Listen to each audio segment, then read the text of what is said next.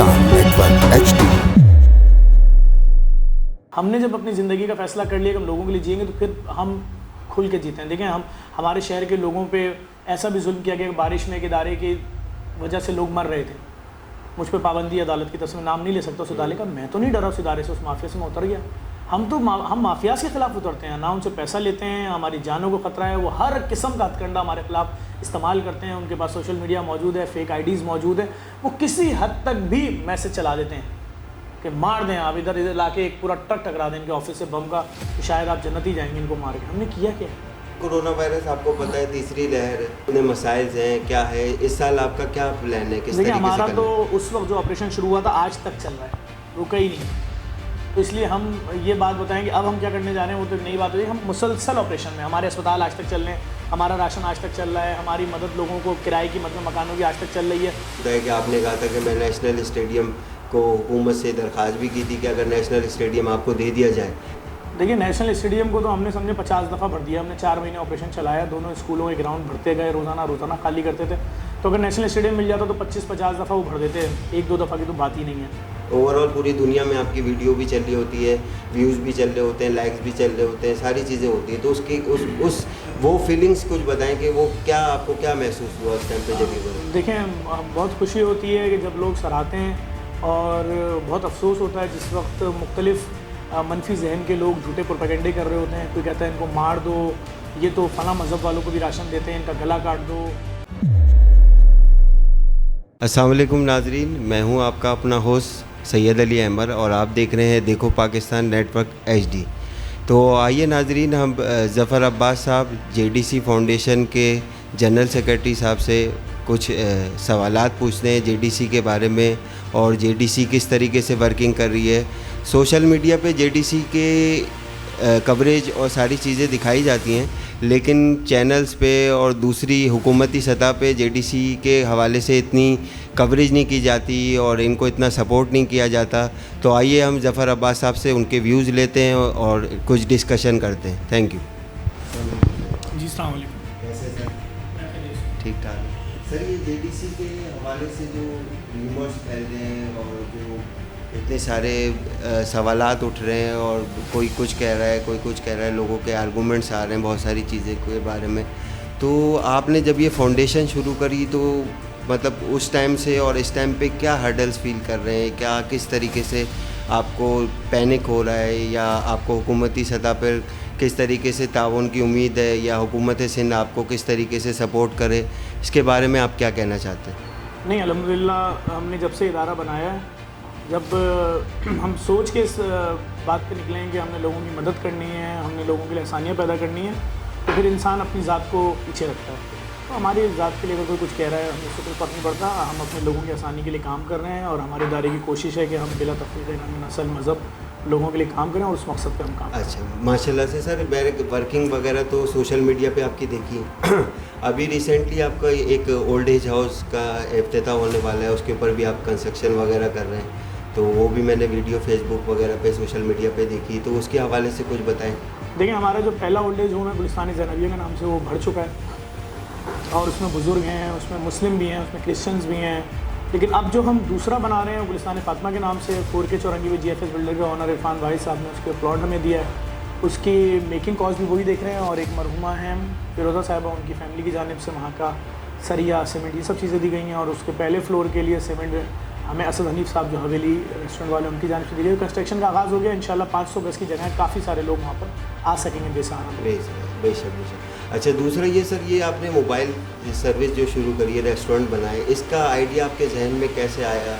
और ये मैंने ये देखा, ये शारा फैसल, और इसमें जो खाने पीने वाले जो लोग हैं, वो मैंने ये भी ऑब्ज़र्व किया कि वो बहुत सारे जॉब सीकर्स भी हैं, या जॉब करने वाले वो पब्लिक है जो मतलब उनकी 17,000, 18,000, 20,000 रुपये सैलरी है, और सुबह का नाश्ता भी दे रहे हैं आप, उसमें दोपहर का खाना भी दे रहे हैं। तो उसके हवाले से कुछ बताएं। देखें, सिलसिला इस तरह से है कि हमारे लिए मुमकिन नहीं है कि हम एक बहुत महंगी ज़मीन ख़रीदें शहर में मुख्तलिफ़ जगहों पर। आपको पता है 120 गज़ की जगह कहीं मेन रोड के बिल्डिंग तो शायद 25 करोड़ रुपए की मिलेगी शारा फैसल पर, कहीं किसी भी मेन शारा पर। तो लाज़मी बात है, उससे बहुत छोटा खर्चा, चंद लाख रुपए, 25-30 लाख रुपए का कंटेनर है, हम किसी मुक़र्रर हज़रात को बोलते हैं, वो दे देते हैं, उसके अंदर हम अपना रेस्टोरेंट बना देते हैं। ना सिर्फ उससे ही आसानी होती है, वो बेचारे लोग जो दिन का खाना नहीं अफोर्ड कर सकते, दिन का खाना खा रहे हैं ऑफिस दफ्तर के एरियो में, गरीब बस्तियों में लोगों का सुबह से लेकर रात तक का सारा खाना जो ट्रकों के ज़रिए फराहम किया जाता है। अच्छा, ये रमज़ान के हवाले से अभी जिस तरह से पिछले साल कोरोना वायरस में गुजरा, उसमें भी पाबंदी थी, राशन डिस्ट्रीब्यूशन करने के टाइम पे भी मसाइल थे, जगह नहीं फराहम की जाती थी। एक सवाल ये भी उठता है कि आपने कहा था कि मैं नेशनल स्टेडियम को हुकूमत से दरख्वास्त भी की थी कि अगर नेशनल स्टेडियम आपको दे दिया जाए, तो आया कि नेशनल स्टेडियम को आप फिल कर लेते, या ये वो बातें किस हद तक कितनी उस बातों में कितना दम था, या कितनी उस बातों की हकीकत थी? क्योंकि national stadium is a big challenge एक जेडीसी फाउंडेशन के लिए, क्योंकि इस तरह जो मुख्तलिफ और भी बहुत सारी फाउंडेशंस हैं, एनजीओ हैं जो कराची में काम कर रही हैं, तो इसके हवाले से कुछ बताएं।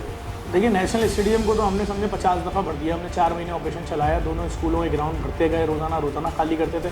तो अगर नेशनल स्टेडियम मिल जाता तो 25-50 दफ़ा वो भर देते, 1-2 दफ़ा की तो बात ही नहीं है। और जो हमने ऑपरेशन किया पूरी दुनिया ने देखा, हमने अपने पेज पे लाइव दिखाया, हमारी वीडियोज़ हम डेली दिखाते थे। ये आज राशन उतरा है, 20,000, 25,000, 30,000, 35,000 बोरा ये पैक हो रहा है, और ये 400-300 ट्रक चले गए इलाकों में। फिर रेंट ए राइड की कारें थी, फिर मुख्तलिफ डिलीवरी सर्विसेज वाले बाइक राइडर्स थे। जो भी ऑपरेशन हुआ उस वक्त ज़रूरत थी, उस वक्त हमारे पास जगह कम पड़ रही थी। हमारे लिए हम चाहते थे हम लाख बोरा एक साथ बनाएं, लेकिन हमारे पास जगह नहीं थी, इसलिए हमने नेशनल स्टेडियम। अच्छा सर, इस साल कोरोना वायरस आपको पता है तीसरी लहर, और इंटरनेशनली तौर पर, इंटरनेशनल और डोमेस्टिक तौर पर कितने मसाइल हैं, क्या है इस साल आपका क्या प्लान है? किस देखिए, तरीके से हमारा करना तो है? उस वक्त जो ऑपरेशन शुरू हुआ था आज तक चल रहा है, रुका ही नहीं है।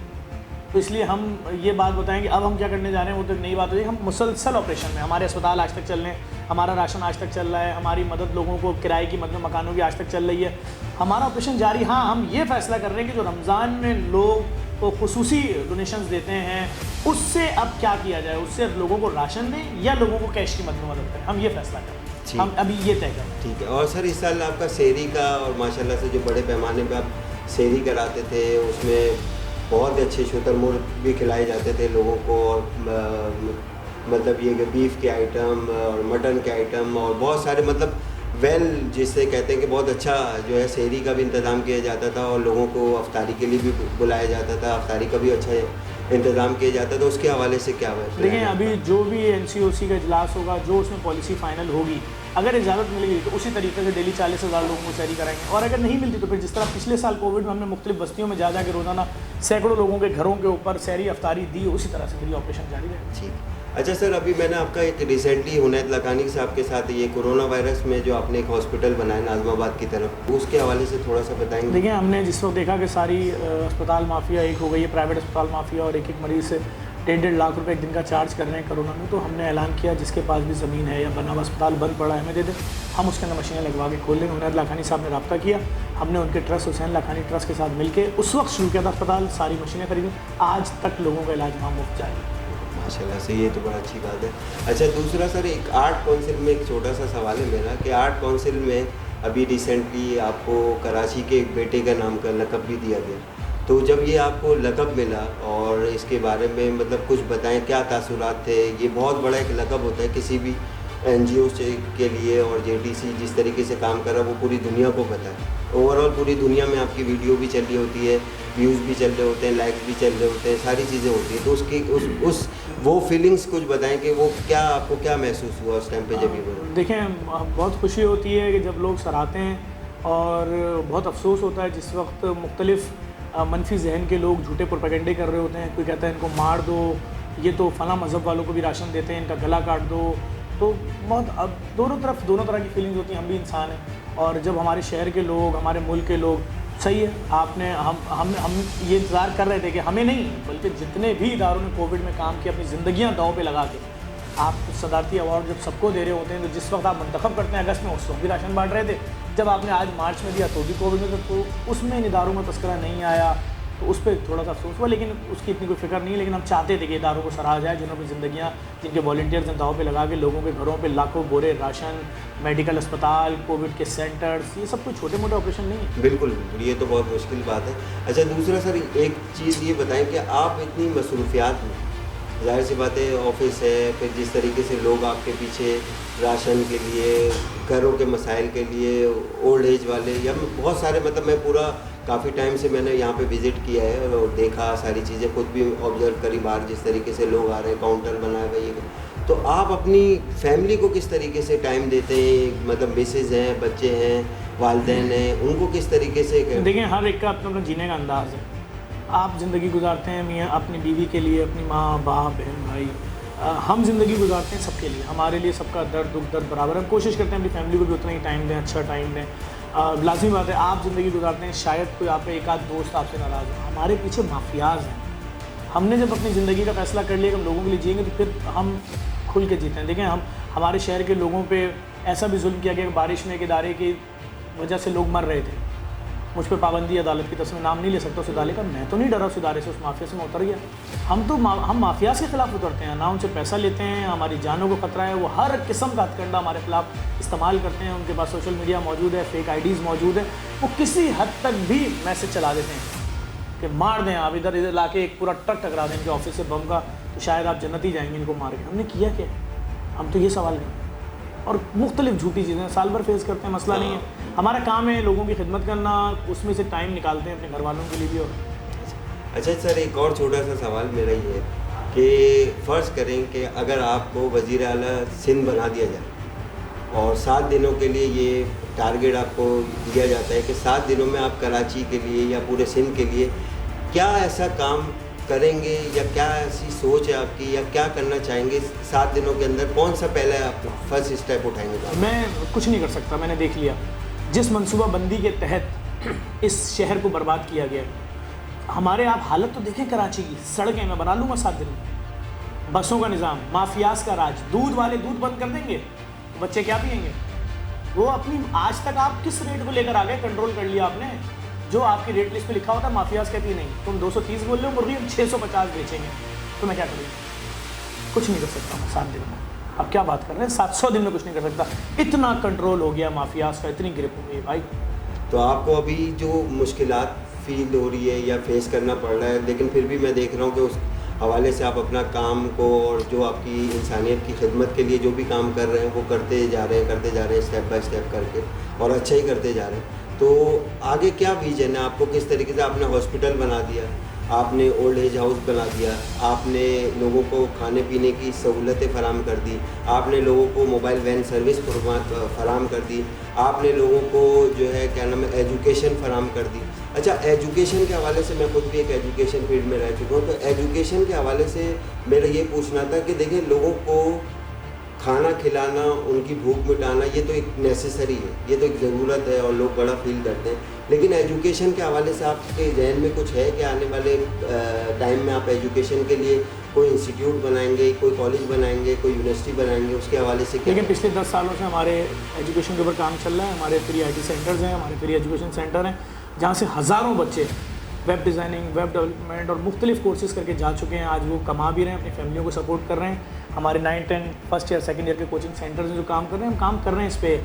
अभी हम 50 डायलिसिस सेंटर पे काम कर रहे हैं। 30,000 मरीजों का हर महीने मुफ्त डायलिसिस किया जाए कराची में, फिर पूरे पाकिस्तान भर में सेंटर्स को बनाएंगे। उसके बाद फिर हम स्कूल सिस्टम पे भी काम करेंगे। अच्छा सर, इस ये JTC फाउंडेशन माशाल्लाह से जिस तरीके से वर्किंग कर रही है, और मैं तो कहूँगा पूरे पाकिस्तान में आपका network Aahista Aahista step by step करके फैलता जा रहा है, तो इसके लिए मतलब हुकूमत से आप क्या चीज़ें चाहते हैं, या हुकूमत सिंध की तरफ से या वफाक की तरफ से कुछ आपके जहन में ऐसी चीज़ें हों कि जहाँ पे आपको सपोर्ट की ज़रूरत हो, जहाँ पे आप ये चाहें कि नहीं मुझे सपोर्ट मिले, मॉरली मिले? हम ये चाहते हैं हुकूमत की तरफ से कि NGOs बेसिकली इसलिए होती हैं, हुकूमत की तरफ से कोई कमी बेशी रह जाए तो उसको पूरा करें। हम हुकूमतों से यही चाहेंगे कि वो अपनी तमाम जिम्मेदारियाँ लोगों के हुकूक पूरा करें और हम इस इदारे को ताला लगाएं। अच्छा, हुकूमत ने अभी, मैंने आज के न्यूज़पेपर में भी पढ़ा और एक खबर आई कि तमाम NGOs को हुकूमत सिंध ने एक जो है कमेटी बना दी है, आपको भी मालूम होगा इसके बारे में। वो कमेटी जो है तमाम NGOs वगैरह को रजिस्ट्रेशन करने के लिए उन्होंने बोला 11 मई,